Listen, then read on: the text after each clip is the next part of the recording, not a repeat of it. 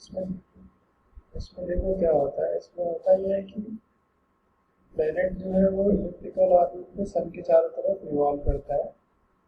सन किसी भी एक फोकस पे लाई करेगा, ठीक है। और सन के जो पास, इसको हम बोलते हैं मेजर एक्सेस, बड़े वाले को।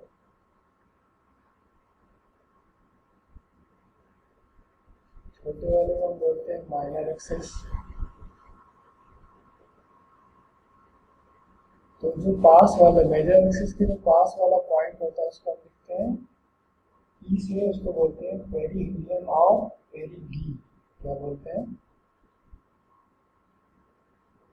पेरीहीलियन और पेरीगी बोलते हैं, PERIGEE, पेरीगी। और जो दूर वाला पॉइंट होता है उसको ए से डिनोट करते हैं, उसको बोलते हैं एप्रिलियन और एपोगी।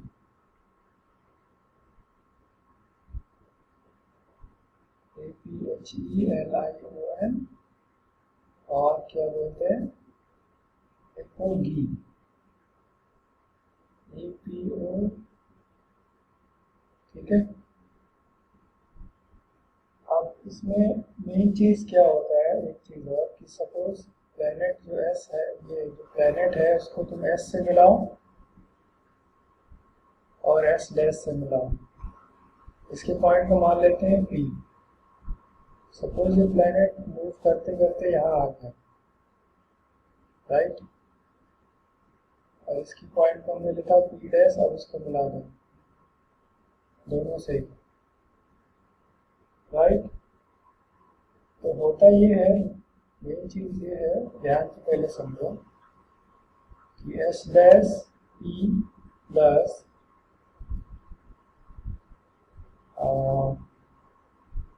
एस पी,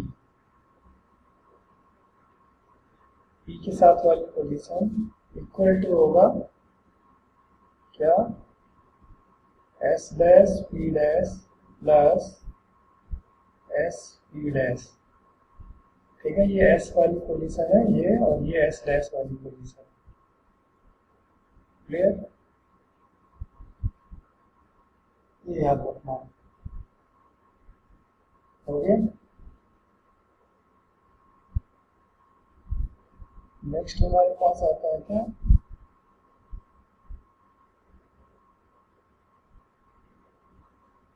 अब उसको बुक से देख लो, हमने बोला, पहले बोला कि हाँ हो गया।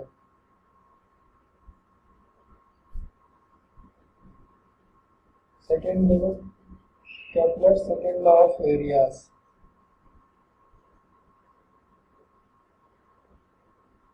केपलर्स सेकेंड लॉस नहीं होगा, लॉ होगा।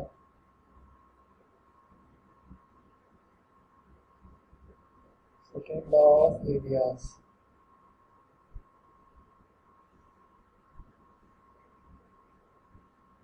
ठीक है।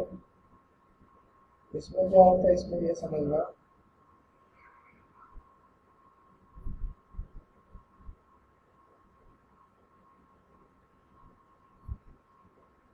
कि फिर से वही सन एक फोकस पे है, ठीक है। और इसमें ये होता है कि सन के चारों तरफ प्लेनेट रिवॉल्व कर रहा है, मान लो इसकी दो पोजीशन हमने ये ले ली, राइट।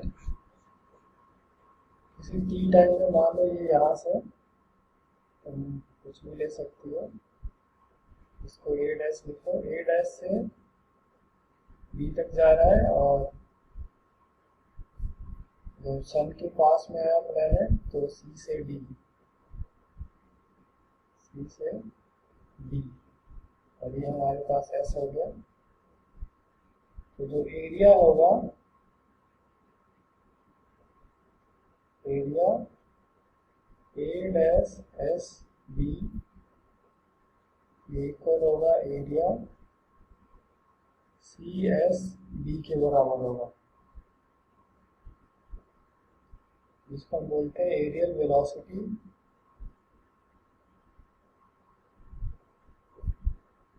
वो कांस्टेंट रहती है, ठीक है। अब समझो ध्यान से, यहाँ पे एरियल वेलोसिटी का मतलब होता है डी बाय डी टी और इसका मॉड, लेकिन हम यूज करते हैं तो आता है एल अपॉन टू एम के बराबर आएगा। या इसको आप लिख सकते हो एल जो होता है angular momentum M V R by two M. तो एम से हम काट भी सकते हो तो ये वी आर बाय टू भी आ जाता है।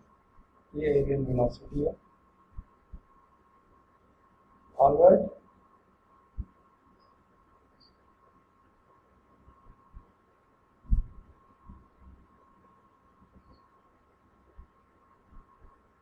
हाँ हाँ आराम से कॉपी करो, कोई प्रॉब्लम नहीं है।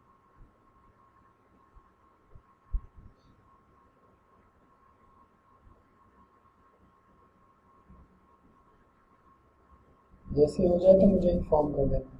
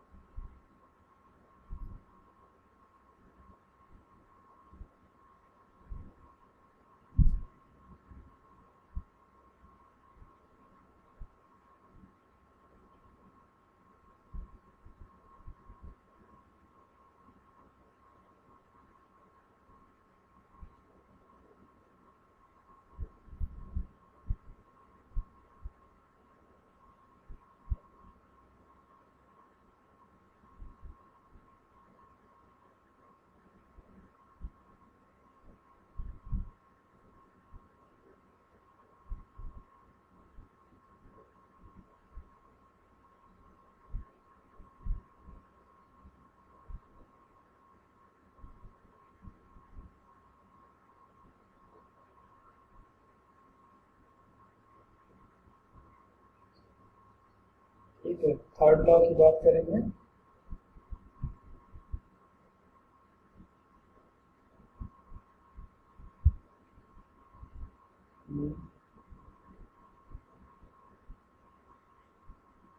Kepler's third law of period.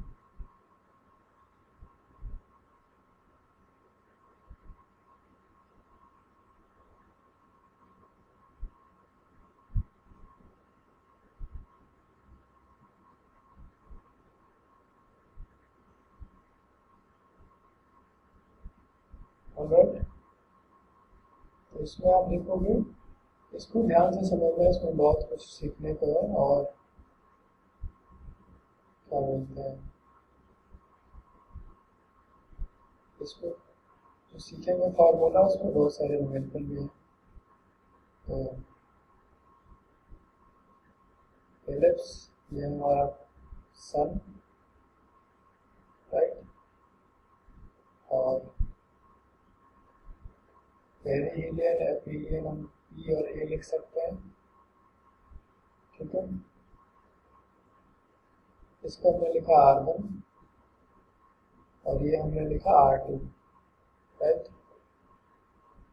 और ये 2a से डिनोट करते हैं, जो मेजर एक्सिस को हम डिनोट करते हैं एलिप्स में उसको हम 2a से डिनोट करते हैं। ठीक है, तो जो टी स्क्वायर हम लिखते हैं, T square proportional to A cube. A क्या है, सेमी मेजर एक्सिस, या इसी को हम आर भी लिखते हैं जनरली, आर क्यूब। अब डायग्राम से आप देखोगे तो 2a की वैल्यू क्या मिल रही है, R1 प्लस R2 मिल रही है क्या। A equal to R1 plus R2 by 2, right. इसमें पुट करो तो हमें मिल जाएगा T square proportional to R1 plus R2 base का क्यूब। ठीक है,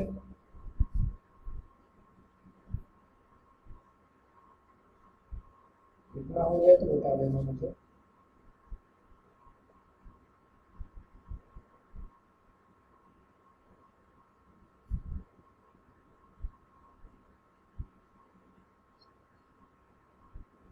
ठीक है, अब इसमें थोड़ी सी चीजें और एक्स्ट्रा पढ़ेंगे।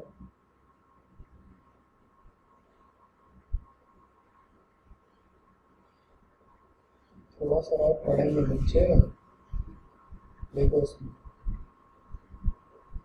तो हम क्या लिखते हैं, और चीज अगर दो प्लैनेट है तो T1/T2 whole square equal to R1/R2 whole cube. इस पर बहुत सारे न्यूमेरिकल सॉल्व होंगे। और एक चीज और याद रखना, इसेंट्रिसिटी। इसेंट्रिसिटी पता है क्या होता है?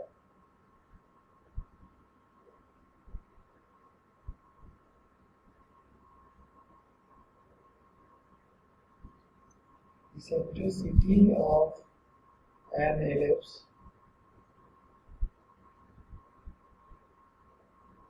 then याद रखना R1/R2। R1 क्या है? छोटी वाली वैल्यू है, ये होगा 1 माइनस ई अपॉन 1 प्लस ई। ये याद रखना होगा, इसका भी यूज होगा न्यूमेरिकल सॉल्व करेंगे तो। या इसको रिवर्स कर दो, या हम ऐसे भी लिख सकते हैं क्या, R2/R1 इक्वल टू 1 प्लस ई और ये 1 माइनस ई। बस ये याद रखना है कि जो बड़ी वाली वैल्यू है उसमें प्लस आएगा, छोटी वाली वैल्यू में माइनस आएगा। क्लियर?